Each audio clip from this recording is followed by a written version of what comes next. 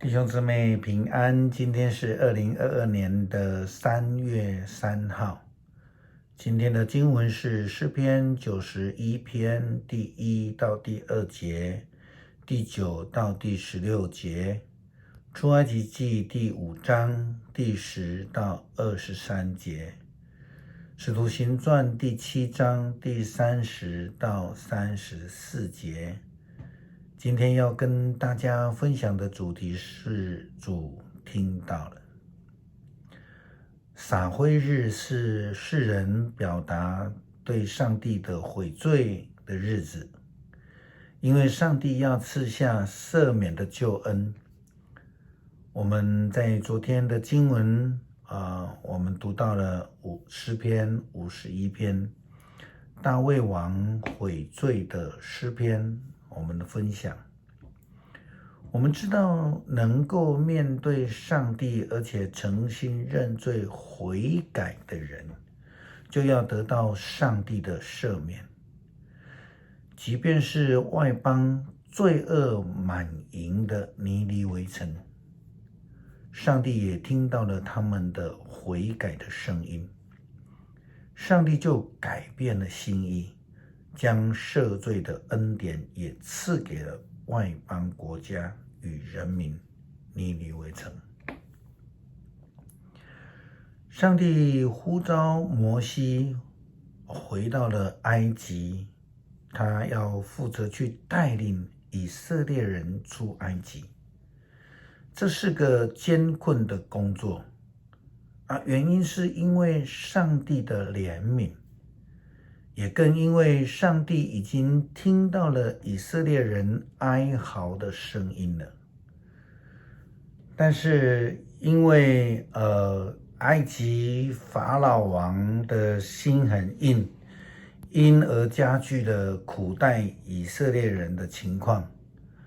他不给他们材料，却要求他们要制造出建材。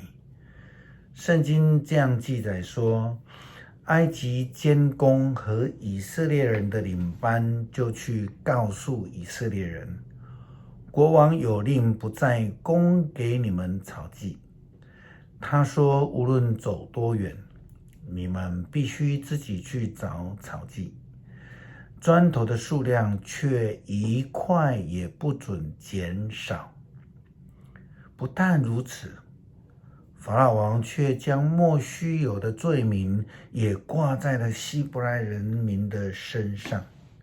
他说，你们懒惰，一味的偷闲，才来请求让你们去向上主献祭，快回去工作。我们不给草剂，你们仍要交出跟从前一样的多的砖头。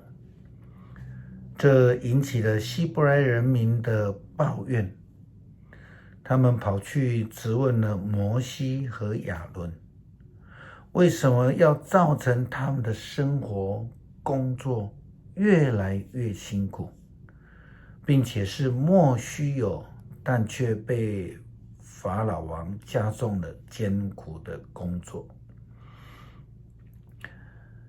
使得摩西也转头去向上帝埋怨说，主啊，你为什么这样虐待你的子民呢？为什么差我来这个地方？自从我到国王面前为你讲话，他更加残酷地对付你的子民，你却一点都不救助他们。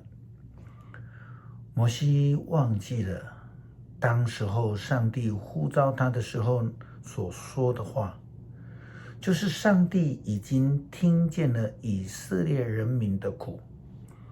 使徒行传第7章34节记载了司提反的见证，他这样提到当时候摩西他们的情景。摩西在遇见上帝的时候，上帝说，我的子民在埃及所受的苦难，我都清楚地听见了。我也听见他们的呻吟，我下来要解救他们。你来，我要差遣你到埃及去。很多时候，我们就如同当时候的以色列人以及摩西一样，在面对困难的时候，我们以为上帝听不到，我们以为上帝看不到，竟然让跟随他的人民遭遇这样的困境。他们忘记了上帝的应许。事实上，上帝已经听到了，才呼召差遣摩西进入埃及他们的受苦之地，去带领他们脱离，得到释放。他们忘记了，那人手所刻的偶像才是看不见、听不到，而上帝他已经听见了，并且与我们同在。